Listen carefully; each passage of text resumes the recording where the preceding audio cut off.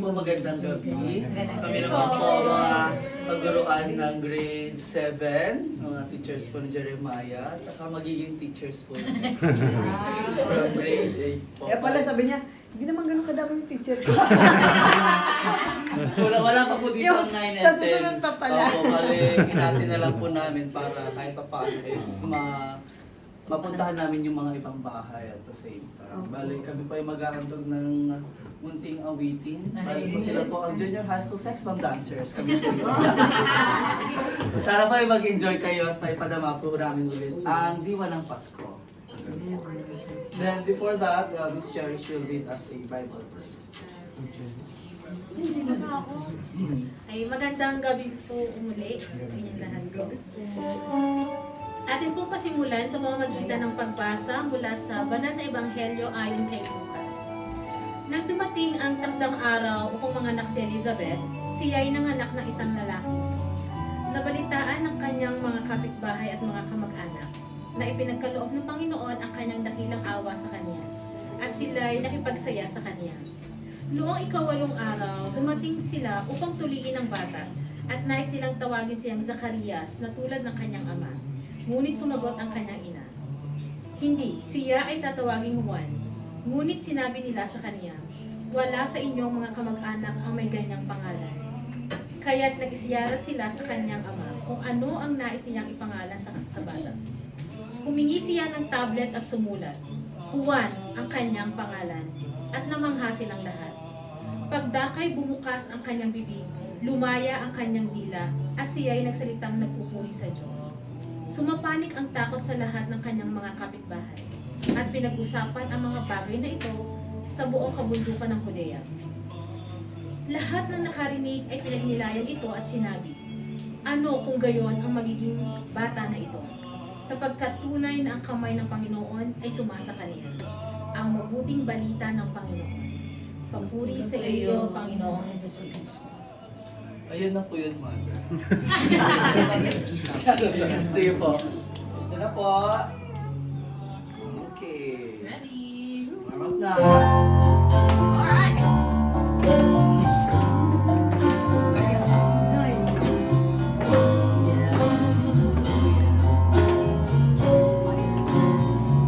Simang gabi na naman, tayo'y gising na, patulog pa lang. Simoy ng hangin, dahan-dahan na umahaplos sa mukha ng bawat tao. Bumabagsak-bagsak pa ang mata, dahan-dahan kumisla ang mga ilaw ng tumatandang simbahan, kung saan magkasama tayong nagdasal at nakinig sa misa legalyo. Pagdating ng ama namin, ang oras huminto ng magkahawa.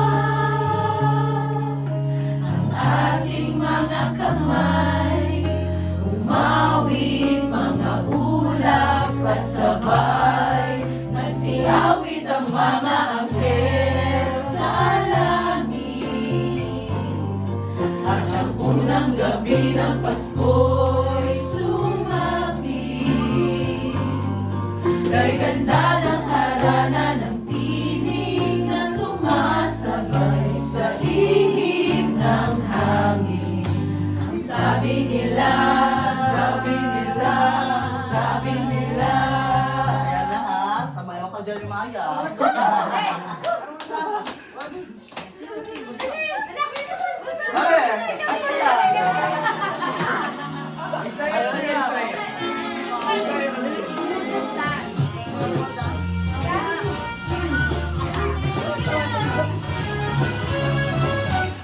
Kaya tuwing Pasko ay dumarating na, ang bawat isa ay para bang nagmo-problema. Di mo alam ang regalong ibibigay ngayong kahirap na nitong ating buhay. Meron pa kayang caroling at Dolce Vita, kaya na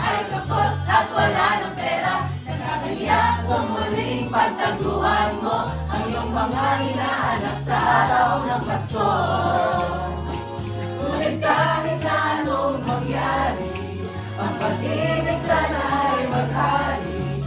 Sapat lang si Jesus ang kasama mo, tuloy na tuloy pa rin ang Pasko.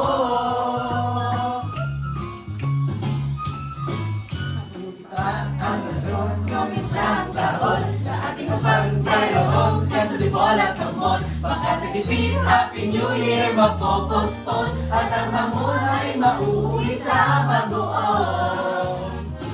Ngunit kahit na anong mangyari, ang pag-ibig sana'y maghari. Sapat lang si Jesus ang kasama mo, tuloy na tuloy pa rin ang Pasko. Last one. Mother, kung alam mo sumayaw ka ha. Kaya, kami na yun.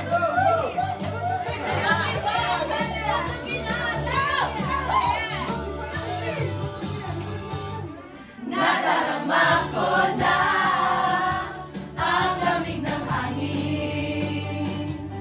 Naririnig ko bang maliliit na tinig. May dalang tasang pinagsama-samang ginawang tamborin. Ang mga parol ng bawat tahanay nagniningning. Ibang mukha ng saya, himig ng Pasko'y nadarama ko na. Hey, hey, hey, hey! May tatalo pa ba sa Pasko ng Pinas? Wala! Wala, wala, wala! Ang kaligayahan natin walang bukas. Di alintana kung walang pera, basta tayo'y magkakasama.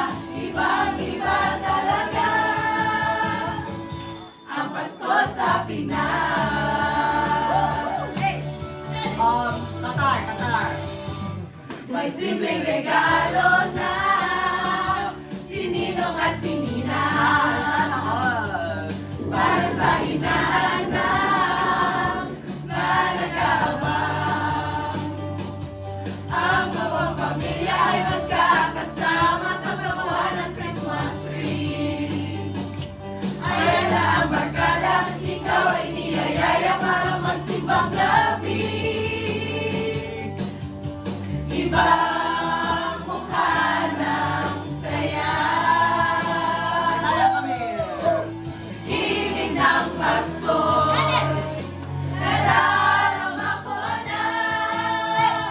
Hey, hey, hey, hey! May katalo ka ba sa Pasko ng kanon? Wala, wala, wala! Ang kaligayahan natin walang bukas. Di alintana kung walang pera, basta tayo'y magkakasama. Ibang-iba talaga ang Pasko sa Qatar. Ibang-iba talaga kahit saan ikumpara. Mahilamig ang hangin, di maintindihan. Mapapangiti bigla sa kung ano ang dahilan. Nadarama mo na ba? Mo na ba? Mo na ba? Okay, girls, give it up. May tatalo pa ba sa Pasko ng Pinas? Sobrang sweet naman. Ang kaligayahan natin walang hupas. Di alintana kung walang pera, basta tayo'y magkakasama. Ibang-iba talaga ang Pasko sa Pinas. Sa Pasko ng Pinas. Wala, wala, wala, wala! Ang kaligayahan natin walang kupas. Di alintana kung walang pera, basta tayo'y magkakasama.